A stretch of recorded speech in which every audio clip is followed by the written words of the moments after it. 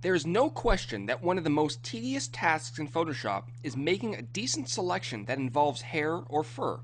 In-depth measures usually need to be taken in order to achieve a smooth, accurate result. But not anymore.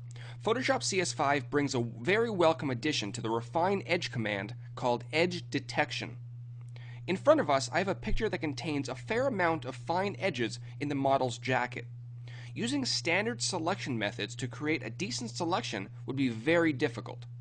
Now with Photoshop CS5 we can simply make a very basic selection, then hop into Refine Edge and start perfecting that selection.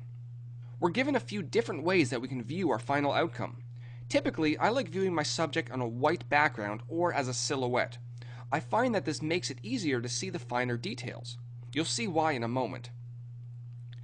Now increasing the radius will attempt to pick out the finer details, but as you can see the selection is still way too blocky and inaccurate. This is where Smart Radius comes into play. You'll notice that once I check on Smart Radius and increase the radius, the difference is already outstanding. Photoshop has detected the finer edges around my selection and has given us a really nice result.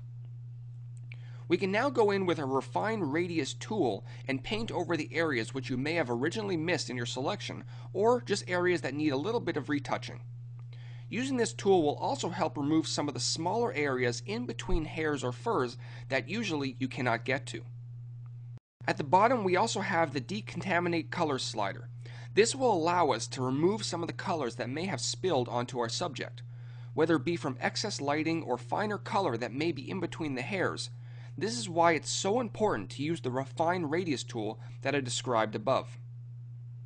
And of course, if you want to make some additional minor changes to your selection, you can smooth, feather, contrast, and even shift the selection.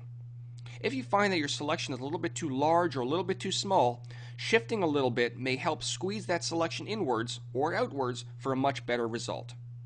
Now if you hop into the black and white view, you can really start to see some of the details of this selection.